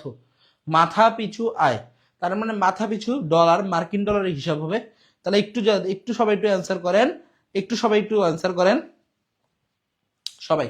তাহলে দেখেন এখানে কি বলছি, যে 2787 মার্কিন ডলার, 2820 মার্কিন ডলার, 2665 মার্কিন ডলার, 2671 মার্কিন ডলার। এটার একটু অ্যান্সার করার চেষ্টা করেন সবাই, সবাই একটু অ্যান্সার করার চেষ্টা করেন। স্যার মায়াপুরীর কমেন্টটা কম পড়েন। আচ্ছা ভাইয়া, পড়ছি। আচ্ছা, এবার একটু সবাই একটু বলেন একটু যে মাথা পিছু আয় কত? সবাই একটু মাথা পিছুর আয় কত একটু সবাই একটু বলবেন। বাংলাদেশের মাথা পিছু আয় কত? বাংলাদেশের মাথা পিছু আয় সবাই একটু বলবেন, বাংলাদেশের মাথা পিছু আয়। আচ্ছা, মাথা পিছু আয় হইতেছে যদি বলা হয় 2800-2700। আচ্ছা, দেখেন বাংলাদেশের মাথা পিছু আয় কিন্তু অলওয়েজ কম না, কিন্তু অলওয়েজ কি বলেন তো, বেশি। তো এই ক্ষেত্রে যদি আমি বলি যে বেশি এখানে কোনটা আছে একটু বলেন তো, বেশি কোনটা আছে? সবচেয়ে বেশি মাথা পিছু আয় বেশি, তার মানে মাথা পিছু আয় অলওয়েজ কোনটা হইতেছে? 2820 মার্কিন ডলার, ঠিক আছে। আচ্ছা, এটা তো আর মনে রাখার কোনো টেকনিক নাই আলটিমেটলি, তবে একটু মনে রাখার জন্য চেষ্টা করেন। আচ্ছা, আর একটা আছে মাথা পিছু, দেখেন মাথা পিছু আয় একটা বললাম, একটা মাথা পিছু জিডিপি একটা আছে, লিখে নিতে পারেন মাথা পিছু জিডিপি। তাহলে মাথা পিছু জিডিপি, জিডিপি লেখেন, যে মাথা পিছু জিডিপি হচ্ছে 2700, আচ্ছা 2671 মার্কিন ডলার, ঠিক আছে, 2671 মার্কিন ডলার, ঠিক আছে। এইটা হচ্ছে মাথা পিছু জিডিপি। তাহলে মাথা পিছু জিডিপি হচ্ছে 2671 মার্কিন ডলার, 2671 মার্কিন ডলার, ঠিক আছে। এটা পরীক্ষা আসে। আচ্ছা, আমাদের জিডিপিতে খাতে অবদান রাখে ওই যে 3টা খাত। দেখেন এখানে আমাদের যদি পরীক্ষা এটা একটা প্রশ্ন আসে আর কি, জিডিপির মোট খাত কয়টা? জিডিপির মোট খাত হচ্ছে 19টা। এই জিডিপির 19টা খাতের মধ্যে হচ্ছে যদি বলা হয় প্রধান 3টা খাত, একটা হচ্ছে সেবা, সেবা খাত, একটা হচ্ছে আপনার যদি বলা হয় শিল্প, সেবা, সেবা খাত একটা, তারপরে শিল্প একটা, আর হচ্ছে প্রথম যে খাত সেটার নাম হচ্ছে কৃষি খাত, ঠিক আছে, কৃষি খাত। এই খাত 3টা হচ্ছে বাংলাদেশের জিডিপিতে প্রধান অবদান রাখে, ঠিক আছে। তো আপনারা কৃষি খাত জানেন, শিল্প খাত মোটামুটি বুঝেন যে শিল্প কলকারখানা যারা অবদান রাখে আমাদের দেশে। কিন্তু সেবা খাতটা নিয়ে অনেকেরই মানে কনফিউশন আছে, ভাই সেবা খাত আলটিমেটলি কোনটা? সেবা খাত হচ্ছে শিক্ষা প্রতিষ্ঠানগুলো যেগুলো আছে, শিক্ষা প্রতিষ্ঠানগুলো শিক্ষার বিনিময়ে যেগুলো আপনার কাছে টাকা নেয়, হসপিটাল রয়েছে, বুঝতে পারছেন, এইগুলো বিনোদন সেন্টারগুলো যেগুলো রয়েছে, ঠিক আছে, এগুলো হচ্ছে সেবা খাতের অন্তর্ভুক্ত। এবং বাংলাদেশের মধ্যে সব থেকে বেশি পরিমাণ যদি অবদান বেশি থাকে সেটা হচ্ছে এই সেবা খাতটা বেশি অবদান রাখে। এবং হচ্ছে কৃষি খাতটা হচ্ছে ক্রমহ্রাসমান, মানে এটার অবদান আছে ঠিক, কিন্তু এটা ক্রমহ্রাসমান, অতটা অবদান রাখতে পারতেছে না, বুঝতে পারছেন? আচ্ছা okay, share done react, thank you so much. আচ্ছা 8টা প্রশ্ন আমাদের অলরেডি ডান হয়ে গেছে। এবার আমরা 9 নাম্বার প্রশ্নে যাবো। অর্থনীতি সমীক্ষা নিয়ে আমাদের অনেকগুলো প্রশ্ন এসেছে আর কি। যাই হোক, আমরা একটু দ্রুত গতিতে নেক্সট প্রশ্নে একটু যাওয়ার চেষ্টা করবো। অর্থনীতি সমীক্ষাতে দেখেন এখানে কি বলছে, অর্থনীতি সমীক্ষা অনুযায়ী আমাদের কি আসছে, সমীক্ষা অনুযায়ী গড় আয়ুষ্কাল কত। গড় আয়ুষ্কাল হচ্ছে বলছে আমাদের গড় আয়ু কত, সহজ করে বলি তাহলে আমরা কত বছর বাঁচতে পারবো। তো আমরা বেশি দিন বাঁচতে পারবো না কম দিন বাঁচতে পারবো, একটু সবাই একটু বলেন তো। 70.8 আর 72.3, 73.3, 75.3। তো বাংলাদেশের যে অবস্থা ভাই, সে তো অবস্থায় তো আমরা বেশি দিন বাঁচতে পারবো না, ঠিক আছে? বাংলাদেশে কি বেশি দিন বাঁচা সম্ভব? একে বায়ু দূষণ, তারপরে হচ্ছে জনসংখ্যার সব থেকে বেশি পরিমাণে ঘনত্ব, ঠিক আছে, সব কিছু মিলা তাহলে আমাদের আয়ুষ্কাল কি বেশি না কম? আমাদের আয়ুষ্কাল মোটামুটি একটা পর্যায়ের মধ্যে আমরা চলে আসছি, ঠিক আছে? কিন্তু পুরুষদের আয়ুষ্কাল কিন্তু একটু তুলনামূলকভাবে কম। দেখেন এখানে যদি আমি বলি যে দুইটাই ইনফরমেশন আছে, দেখেন এটা হচ্ছে গড় আয়ু, মানে একজন মানুষ মানুষ হিসেবে গড় আয়ু হইতেছে কত। যদি বলা হয় যে আপনি একটু অ্যান্সার করার চেষ্টা করেন, এটা কোনটা অ্যান্সার হবে? দেখেন বেশি হবে না, বাংলাদেশে বেশি হয় না, বা যদি বেশি হয়ে থাকে সে আয়ুষ্কালটা নারীদের ক্ষেত্রে বেশি হয়ে থাকে, পুরুষদের ক্ষেত্রে হয় না, কারণ পুরুষরা মানসিক অত্যাচারের মধ্যে দিয়ে তাদের জীবন অতিবাহিত করে থাকে। দেখেন এর মধ্যে পুরুষ যারা আছেন, এই পুরুষ যারা আছেন তাদের হচ্ছে গড় আয়ুষ্কাল হচ্ছে 78.78 বছর, বুঝতে পারছেন? আর এই যে নারী যারা আছেন, মানে আমাদের যারা মায়ের জাতি আর কি, মা এবং বোনরা যারা আছেন, এনাদের আয়ুষ্কাল বেশি, ঠিক আছে? এনারা বেশি দিন বেঁচে থাকা আলটিমেটলি আমাদের জন্য সুফল আর কি, ঠিক আছে? আসলে এনারা বেঁচে থাকলেই আসলে পরিবারের অনেক বেশি হাল ধরে থাকেন আর কি। তো এই হচ্ছে নারী হইতেছেন 73.8 বছর আর কি, ঠিক আছে? এরপর আর হচ্ছে পুরুষ হচ্ছে এইটা আর কি। ওকে, এখন দেখেন এই নারী এবং পুরুষ এই দুইটাকে মিলে গড় করলে হয় হচ্ছে 72.3 বছর আর কি, ঠিক আছে?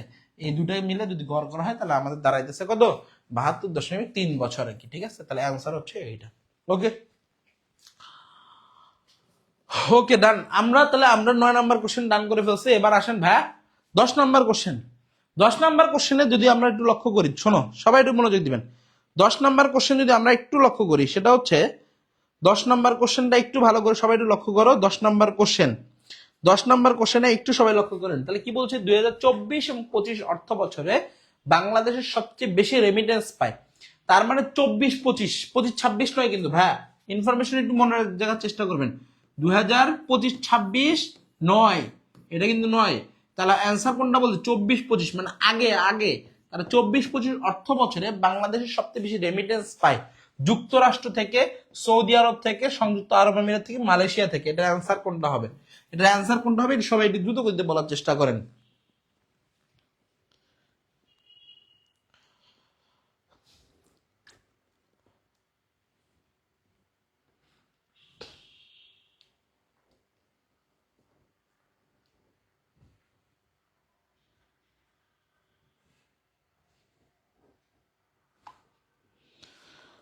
সবাই একটু দ্রুত গতিতে বলার চেষ্টা করেন, এটার অ্যান্সার কি হবে?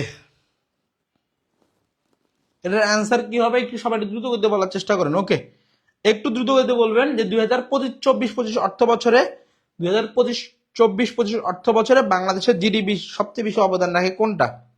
সবচেয়ে বেশি অবদান রাখে কোনটা? একটু সবাই একটু বলবেন সবাই। আচ্ছা এখন দেখেন 24-25 অর্থ বছরে যদি আমরা কথা বলি, 24-25 অর্থ বছরে সবচেয়ে বেশি অবদান রাখে, কমেন্ট পড়ি একটু, দেখেন একটু কমেন্ট পড়ি, সেটা হচ্ছে যুক্তরাষ্ট্র বলছেন অনেকে। Thank you so much. আচ্ছা সবাই দেখেন, অনেকে এবার মালয়েশিয়া বলছেন, মালয়েশিয়া কিন্তু অ্যান্সার হবে না। আচ্ছা অনেকে আবার সৌদি আরব বলছেন। দেখেন সৌদি আরব হইতেছে বর্তমান প্রেক্ষাপটে, এখন বর্তমানে যদি বলা হয় বর্তমানে বাংলাদেশের সবচেয়ে বেশি রেমিটেন্স পায় কই থেকে, রেমিটেন্স পায় হচ্ছে সৌদি আরব থেকে। এটা একটা ঠিক, এটা এখনকার প্রেক্ষাপটে। কিন্তু 2024-25 অর্থ বছর ওই সময়ে বাংলাদেশ সবচেয়ে বেশি রেমিটেন্স পেয়েছিল কার কাছ থেকে? যুক্তরাষ্ট্রের কাছ থেকে। কার কাছ থেকে? যুক্তরাষ্ট্রের কাছ থেকে, ঠিক আছে? তাহলে 2024-25 অর্থ বছরে রেমিটেন্স পেয়েছিল কার কাছ থেকে? যুক্তরাষ্ট্রের কাছ থেকে। ওকে আচ্ছা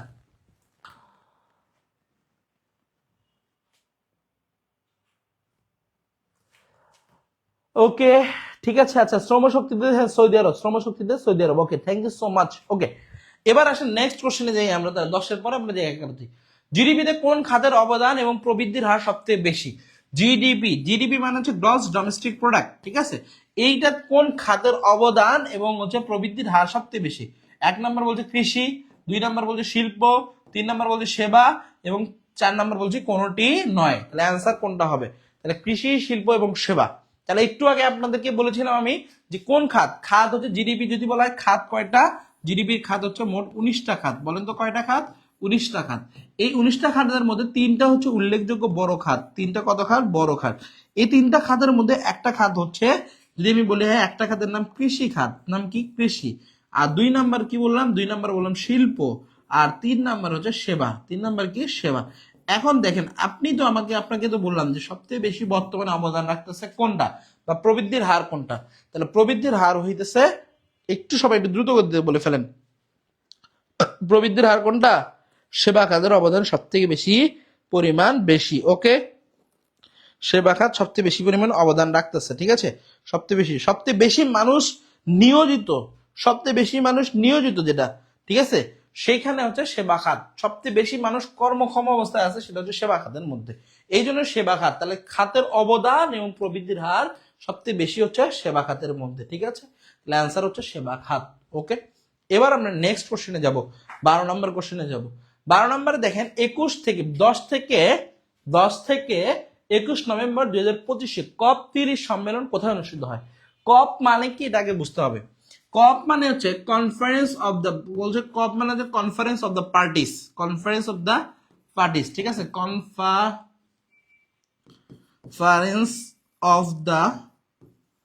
অফ দ্য পার্টিস, ঠিক আছে, কনফারেন্স অফ দ্য পার্টিস। ওকে, আচ্ছা, এই কপ হচ্ছে জাতিসংঘের জলবায়ু বিষয়ক সম্মেলন। তাহলে জাতিসংঘের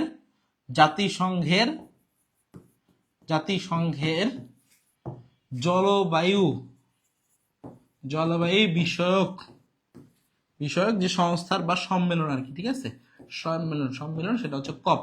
আচ্ছা, এই কপের যে আয়োজক, পরীক্ষা এটা এইবার প্রাইমারি পরীক্ষা আসছিল, যে কপের আয়োজক, বুঝতে পারছেন, আয়োজক সেটার নাম হচ্ছে ইউএনএফসিসি। এইটার ফুল মিনিং আসছিল আপনাদের পরীক্ষায় এবার। তাহলে এই ইউএনএফসিসি হচ্ছে কপের আয়োজক, ঠিক আছে। আচ্ছা, এখন দেখেন, কপ হইতেছে রিসেন্ট কপ 2000, কপ যদি বলা হয় 29তম, এই 29তম অনুষ্ঠিত হয় 2024 সালে, 24 সালে, ঠিক আছে। আচ্ছা, কপ 30, এই কপ 30 অনুষ্ঠিত হচ্ছে কোথায়? প্রশ্ন হচ্ছে কোথায়। একটা বলছে ব্লেম ব্রাজিল, জোহানেসবার্গ দক্ষিণ আফ্রিকা, বলছে আন্টালিয়া তুরস্ক, বাকু আজারবাইজান। 2024 সালে হচ্ছে বাকু আজারবাইজান অনুষ্ঠিত হয়েছে। আর 2030 সালে যেটা আছে, এটা একটু আপনাদেরকে বলতে হবে 2030 সাল কোনটা হবে। 2030 সাল হচ্ছে ব্রাজিলের বেলেম, ঠিক আছে। তাহলে বেলেম ব্রাজিল 2030, এই যে সরি 2030 না তো, সরি কপ 30 হইতেছে বেলেম ব্রাজিল। তাহলে কপ 30 হইতেছে কি? Belém Brazil. তাহলে বেলেম ব্রাজিল হইতেছে কপ 30। আচ্ছা, এটা একটা গেল। এরপর আছে কি? এরপর আসছে হচ্ছে কপ 31। পরীক্ষায় এটা আসতে পারে, কারণ এটা হচ্ছে সামনের বছর হবে, তার মানে 2026 সালে হবে পরীক্ষা। এটা যদি আসে তখন কি হবে?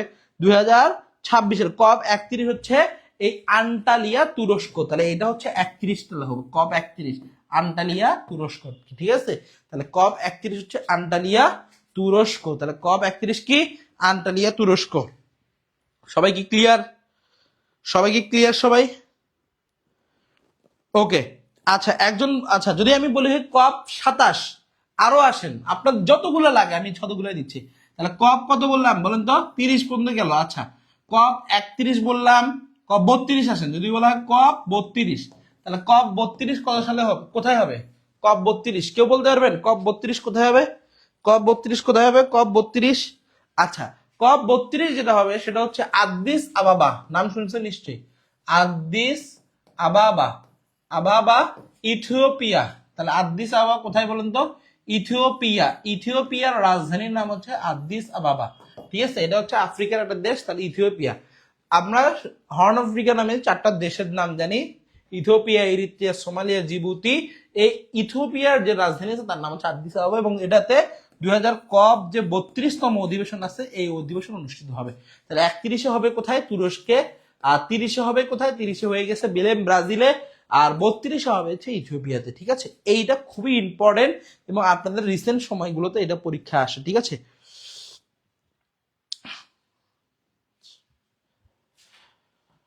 আচ্ছা, একজন বলছেন গণিতের চেয়েও কঠিন লাগছে। Thank you so much. আপনি তার মানে সাধারণ জ্ঞানে সাম্প্রতিক অংশগুলো পড়েন না, এটা হচ্ছে মেইন কথা। আচ্ছা দেখ, এবার দেখেন 2025 সালে বলছে COP30 এর সম্মেলনে সভাপতিত্ব করেন।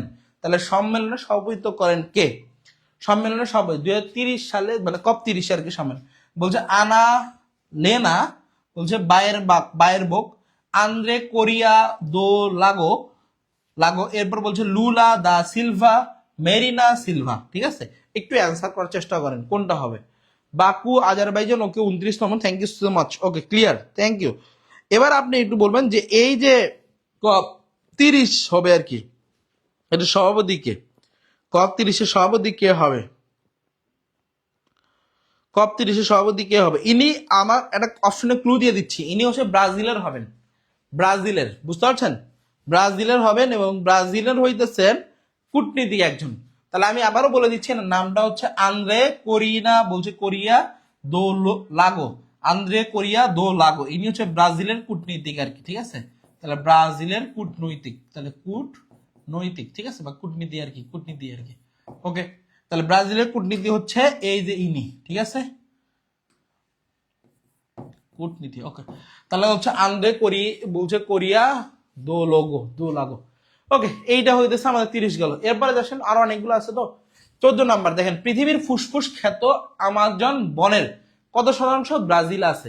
তাহলে পৃথিবীর ফুসফুস খ্যাত আমাজন বনের কত শতাংশ কোথায় আছে? ব্রাজিলে আছে। তাহলে কত শতাংশ ব্রাজিলে আছে? ব্রাজিল। দেখেন, আপনারা জানেন আমাজন বনের, আমরা যদি বলি যে পৃথিবীর ফুসফুস বলা হয়, এটাকে কাকে বলা হয় বলেন তো? আমাজন বনকে, তাই না? তাহলে আমাজন বনের কত শতাংশ আছে, এটা কিন্তু পরীক্ষার প্রশ্ন আসে। এবং যদি পৃথিবীর, যদি আমি বলি জলবায়ুর অনেক অংশে কিন্তু ডিপেন্ড করে কার উপরে? আমাজনের উপরেই কিন্তু ডিপেন্ড করে থাকে। ঠিক আছে, এটা কিন্তু পরীক্ষায় আপনাদের আসতে পারে। এবং আমাজন এইটা কিন্তু যদি আমি বলি আপনাদেরকে, এইটা দক্ষিণ যে আমেরিকা আছে, নিশ্চয় নাম শুনছেন দক্ষিণ আমেরিকা। এই দক্ষিণ আমেরিকার 8টা দেশের মধ্যে দিয়ে প্রবাহিত হয়েছে। ঠিক আছে, দক্ষিণ আমেরিকা কয়টা দেশ? 8টা দেশের মধ্যে দিয়ে এটা প্রবাহিত হয়েছে। ওকে, এটা খুবই গুরুত্বপূর্ণ আসতে পারে। দক্ষিণ আমেরিকার কয়টা দেশের মধ্যে দিয়ে প্রবাহিত হয়েছে? 8টা দেশের মধ্যে দিয়ে এটা প্রবাহিত হয়েছে। ঠিক আছে, আচ্ছা, এরপরে আছে দক্ষিণ আমেরিকার আর 8টা। এখন প্রশ্ন হচ্ছে দক্ষিণ আমেরিকার দেশ কয়টা? তাহলে দেশ হইতেছে 12টা। তো 12টার মধ্যে হচ্ছে বাকি, তার মানে কয়টা নাই? 4টাতে নাই, এই 4টাতে নাই, বুঝতে পারছেন? তাহলে বাকি 4টাতে নাই। আচ্ছা, এখন দেখেন এই আমাজন খ্যাত কত শতাংশ হচ্ছে ব্রাজিলের হইতেছে, এক করতেছে। আচ্ছা, এখানে হচ্ছে দু একটা ইনফরমেশন আছে, যেমন পৃথিবীর হচ্ছে 20% হচ্ছে যোগান দেয়, মানে ঔষধের যোগান দেয় বা অক্সিজেনের যোগান দেয় হইতেছে, অক্সিজেনের যোগান দেয় হইতেছে এই এই এই আপনার ফুসফুস খ্যাত আমাজন, অক্সিজেনের যোগান দেন 20 ভাগ। আর হচ্ছে আপনার হচ্ছে 25 ভাগ আর কি দেয়। আর 20 ভাগ হইতেছে আপনার ঔষধের ক্ষেত্রে হচ্ছে ব্যাপক ভূমিকা পালন করে আর কি। ঠিক আছে, ঔষধের ক্ষেত্রে ভূমিকা পালন করে। আচ্ছা, যাই হোক, এইখান থেকে পরীক্ষা আরেকটা জিনিস আসতে পারে যে বিশ্বের বৃহত্তম বনভূমি, বিশ্বের বৃহত্তম চিরহরিত বনভূমি এবং বিশ্বের বৃহত্তম গ্রীষ্মকালীন বনভূমি, তার নাম হচ্ছে আমাজন রেইন ফরেস্ট। তাহলে বিশ্বের বৃহত্তম, যদি পরীক্ষায় প্রশ্ন আসে যে বিশ্বের বৃহত্তম বৃহত্তম বনভূমি, তাহলে বিশ্বের বৃহত্তম বনভূমি যদি বলা হয়, বিশ্বের বৃহত্তম বনভূমি বলা হয়, তার নাম কি? তার নাম হচ্ছে আমাজন। ঠিক আছে, আমাজন। ওকে, আমাজন নামে কিন্তু আপনারা জানেন একটা হচ্ছে কি আছে বলেন দেখি, অনলাইনে কিন্তু একটা প্রতিষ্ঠান আছে। ওকে, যাই হোক, বিশ্বের মধ্যে সবথেকে বড় শীর্ষ ধনীদের যে প্রতিষ্ঠান বলা হয়, অনলাইন প্রতিষ্ঠান, সেটার নাম হচ্ছে আমাজন। আমাদের যেমন দেশের দারাজ আছে ই কমার্স প্রতিষ্ঠান, এইরকম আর কি। ওকে, এইরকম তাহলে 30% আছে, বলছে কি 30%, 50%, 60% এবং 70%। সবাই কি অ্যান্সার করতেছেন একটু দেখার চেষ্টা করতেছি। আচ্ছা, সবাই অ্যান্সার করতেছেন 60%। এটা কি আদৌ শিওর? সবাই কি শিওর নাকি এমনি বলতেছেন সবাই?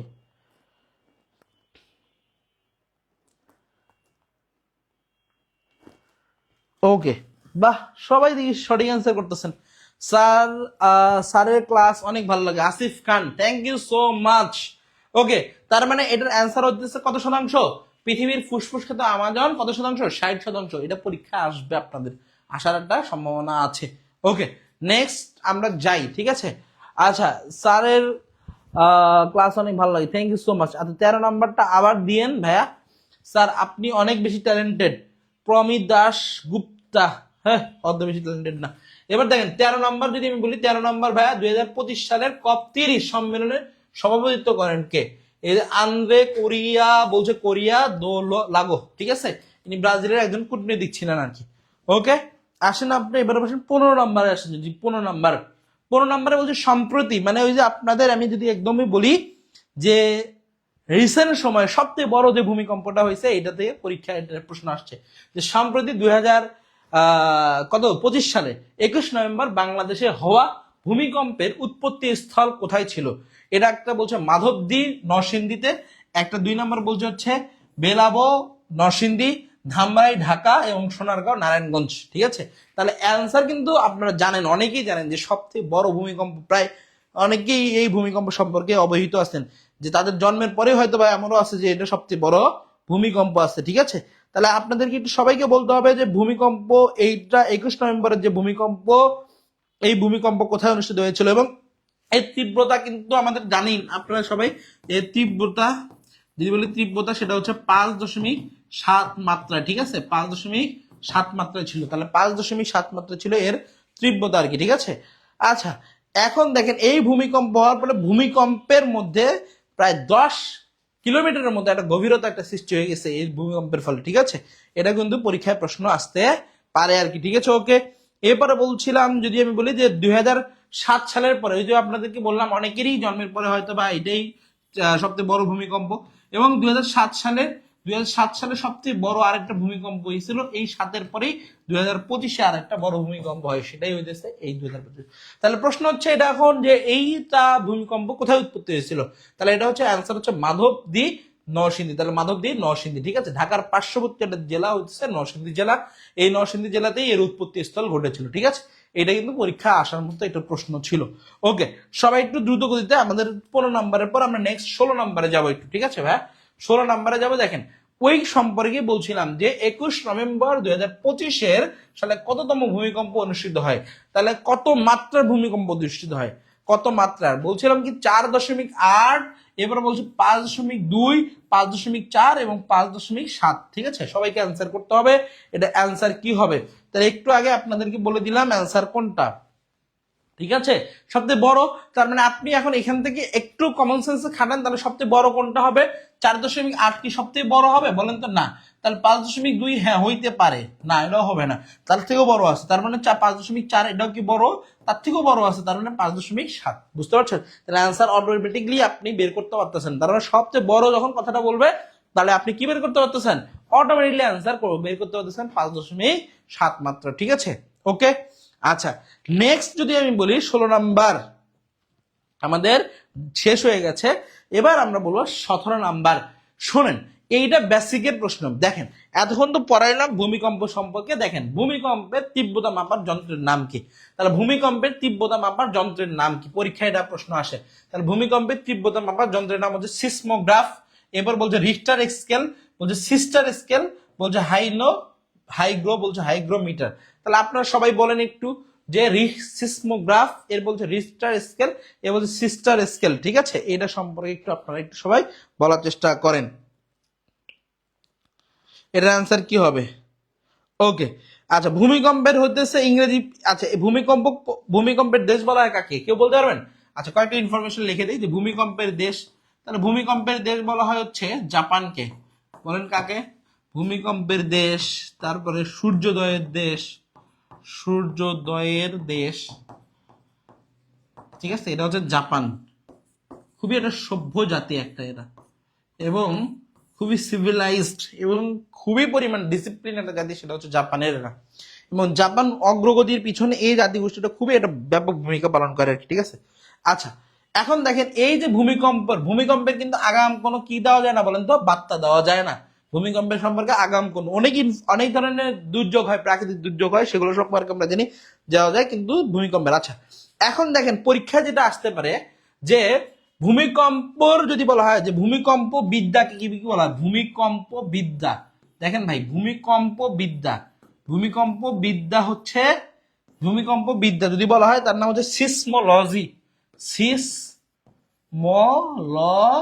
ঠিক আছে, সিসমোলজি। তাহলে সিসমোলজি, আচ্ছা, এখান থেকে কিন্তু এই সিসমো কথাটা আসছে, ঠিক আছে। এখন দেখেন তাহলে ভূমিকম্প যদি বলা হয় যে ভূমিকম্প নির্ণয়ের যে যন্ত্রের নাম তার নাম হচ্ছে সিসমোগ্রাফ। তাহলে এখন দেখেন এই যে যন্ত্রের নাম আছে তার নাম হচ্ছে সিসমোগ্রাফ। এখন কথা প্রশ্ন হচ্ছে এটা হচ্ছে মাপার যন্ত্র। দেখেন এটা হচ্ছে কিসের যন্ত্র? মাপার যন্ত্র। ভূমিকম্প নির্ণায়ক যে যন্ত্র আর কি, নির্ণায়কের জন্য। তাহলে নির্ণায়কের যন্ত্র হচ্ছে এইটা হচ্ছে সিসমোগ্রাফ। আর যদি বলা হয় ভূমিকম্পের তীব্রতা নির্ণয়ের যন্ত্র, তীব্রতা, একটা কথা হচ্ছে তীব্রতা, এই কথাটা যদি থাকে তাহলে এটার অ্যান্সার হবে রিখটার স্কেল। কি হবে? Richter scale. বুঝতে পারছেন? বলে না রিখটার স্কেলে এত পরিমাণ মাত্রা। তাহলে দেখেন দুইটা কিন্তু রিখটার স্কেলের মাত্রা কত, এই মাত্রাও কিন্তু মাঝে মাঝে পরীক্ষায় আসতে পারে, কারণ পরীক্ষার প্রশ্ন এখন যে পরিমাণ ক্রিটিক্যাল হইতেছে। তাহলে দেখেন 1 থেকে কত পরিমাণ 10, এটা হচ্ছে রিখটার স্কেলের মাত্রা। তাহলে একটা ইনফরমেশন এখানে দেখেন সবাই ভুল করেন, যেটা ক্লিয়ার কাট নেন, একদমই ক্লিয়ার কাট। ভূমিকম্প বিদ্যা সিসমো কি লজি, লজিক থেকে আসছে লজি, তাহলে সিসমোলজি। আচ্ছা, ভূমিকম্প যদি বলা ভূমিকম্পের মাপকের যন্ত্রের নাম কি, তার মানে হচ্ছে সিসমোগ্রাফ। মাপার যন্ত্র, তীব্রতা মাপার যন্ত্রের নাম, তার নাম হচ্ছে রিখটার স্কেল। রিখটার স্কেলের মাত্রা কত? 1 থেকে 10। ঠিক আছে, তাহলে বলেন রিখটার স্কেলের মাত্রা কত? 1 থেকে 10। ওকে ডান, সবাই বুঝতে পারছেন ভাইয়া? সবাই কি ক্লিয়ার? এখন আমাকে বলেন এই ভূমিকম্প নিয়ে আর কারো কোনো সমস্যা আছে কি না বলেন। 3টা ইনফরমেশন দিয়েছি। ভূমিকম্প বিদ্যাকে বলা হয় সিসমোলজি, ভূমিকম্পের মাপার যন্ত্রের নাম সিসমোগ্রাফ, এই সিসমোগ্রাফ। আর একটা বললাম ভূমিকম্পের তীব্রতা মাপার যন্ত্রের নাম, তার নাম হচ্ছে রিখটার স্কেল। ঠিক আছে, রিখটার স্কেলের মাত্রা হচ্ছে 1 থেকে 10 পর্যন্ত। ওকে, সবাই বলেন বুঝছেন কি না? এবার বলবেন সবাই, সবাই বলবেন বুঝছেন কিনা। আমাকে একটু সবাই একটু ডান লেখে পাঠান। এবং আজকের ক্লাস আপনাদের, আজকের ক্লাস কেমন লেগেছে একটু আপনারা আমাকে জাস্ট কমেন্টে একটু জানাবেন। সবাই কেউ যাবেন না, সবাই কৃতজ্ঞতা প্রকাশ করবেন, কৃতজ্ঞতা প্রকাশ করবেন এবং সবাই জানাবেন। একজন বলছেন যে মায়া পরি বলছেন যে ভাই প্রশ্ন না পড়ে উত্তর দিলে ডাব্বা। দেখছেন, তার মানে একটা কথা যদি না পড়েন আপনি, তার মানে ডিরেক্ট আগেই ওই ডাব্বা মারতেছেন। এখানে যদি কথার কথা বোঝেন ভালো কইরা, এখানে ধরেন তীব্রতা কথাটা নাই, এখানে কি নাই? তীব্রতা কথাটা এখানে নাই আপনার, এখানে ধরেন তীব্রতা কথাটা নাই। এখন আপনি পড়ছেন ভাই ভূমিকম্প মাপার যন্ত্রের নাম হচ্ছে Richter scale, Richter scale, Richter scale, বাসায় পড়ছেন বুঝে বুঝে বুঝে বুঝে সারাক্ষণ পড়ছেন রিখটার স্কেল, রিখটার স্কেল। কিন্তু আলটিমেটলি দেখলেন আপনার পরীক্ষার হলে যার দেখলেন রিখটার স্কেল না, এটার অ্যান্সার হচ্ছে সিসমোগ্রাফ। অ্যান্সার কি? সিসমোগ্রাফ। বুঝতে পারছেন? তখন আইসা কবেন হায় আল্লাহ এ ক্যা হুয়া, নাকি বলেন কেমন হলো আজকের ক্লাস? সবাই একটু আমাকে জানাবেন আজকের ক্লাস কেমন হয়েছে। ডান, ক্লাস খুব ভালো হয়েছে, আলহামদুলিল্লাহ খুবই ভালো। আপনারা বুঝতে পেরেছেন কিনা আমাকে একটু জাস্ট বলবেন, এবং আপনাদেরকে কিছু নতুন কিছু বিষয় শিখাইতে পেরেছি কিনা এই বিষয়গুলো একটু বলবেন আমাকে। সবাই একটু আমাকে জানাবেন আপনাদের ক্লাস আজকে। আলহামদুলিল্লাহ, আলহামদুলিল্লাহ আজকের ক্লাস অসাধারণ। Thank you so much, clear, thank you so much. সবাই বলছেন ভালো হয়েছে। ওকে, সবাই জানাবেন আলহামদুলিল্লাহ অনেক বেশি ভালো লেগেছে। Thank you so much.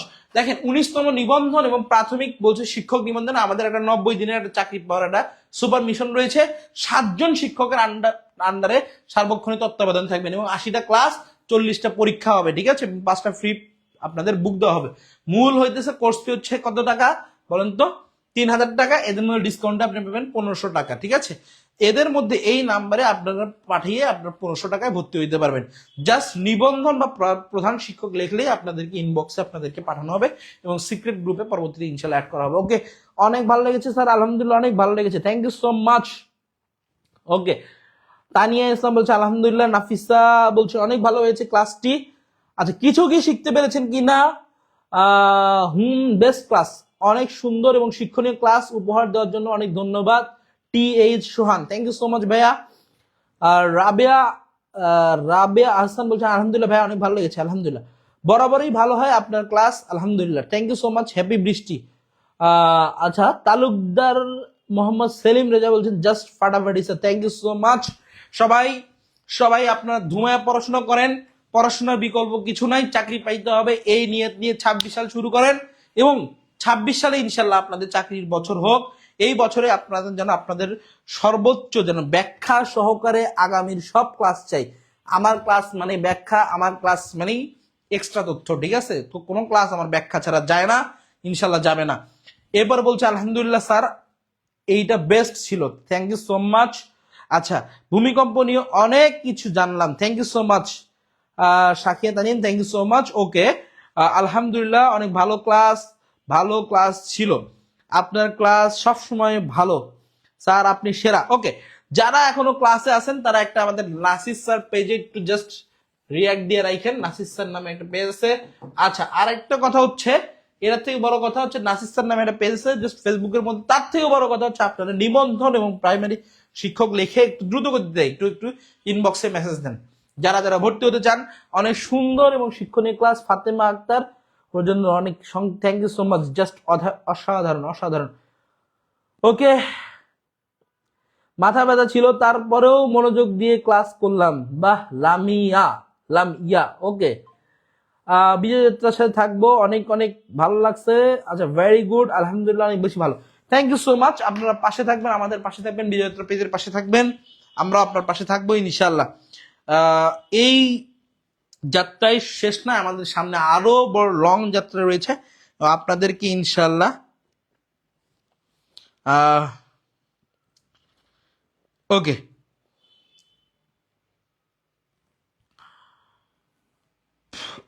সবাই নিশ্চয় শুনতে পাচ্ছেন। এবং আচ্ছা স্যার, তথ্যগুলো অসাধারণ ছিল, আলহামদুলিল্লাহ, অনেক বেশি ভালো ছিল, আলহামদুলিল্লাহ। আপনার ক্লাস সেরা। কৌশিক সাহা, মুন আলমগীর হয়েছেন এবং ফারজানা ববি বলছেন আলহামদুলিল্লাহ, অনেক ভালো ক্লাস হয়েছে। তো থ্যাংক ইউ সো মাচ আপু। আচ্ছা, সেম, শুয়ে আছি, ক্লাস করতেছি আজ। ওকে, পারুনীল, থ্যাংক ইউ সো মাচ। সবাইকে শুভরাত্রি জানিয়ে আমরা আজকে ক্লাস শেষ করব। এবং আপনারা যারা এখনো ভর্তি হননি, দ্রুত পরিমাণে আপনারা ভর্তি হয়ে যান এবং আমাদের সাথে থাকেন, ইনশাল্লাহ আপনাদের জন্য ভালো কিছু আসবে। ঠিক আছে? জি ভাইয়া, দোয়া করবেন আমাদের জন্য, ইনশাল্লাহ। সবার জন্য দোয়া থাকবে। সবাই ভালো থাকবেন।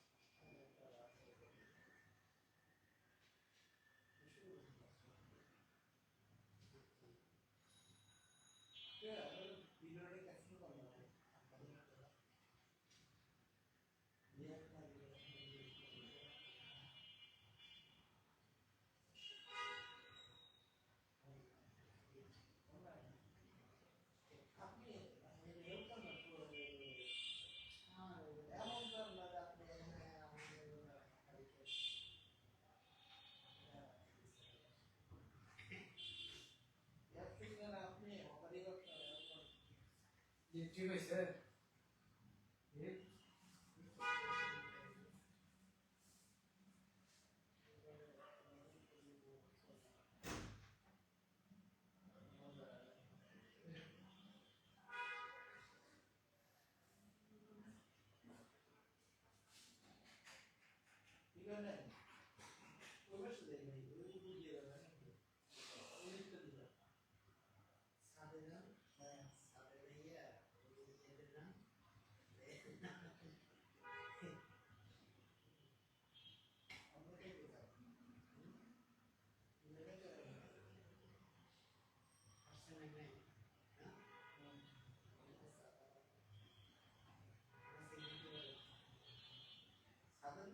সিকিউরিটি বলবো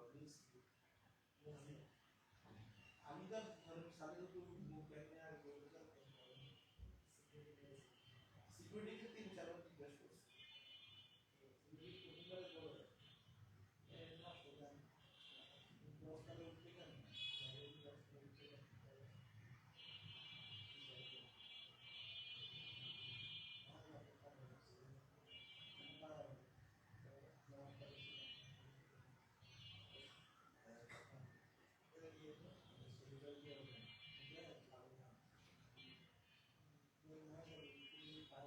শান্ত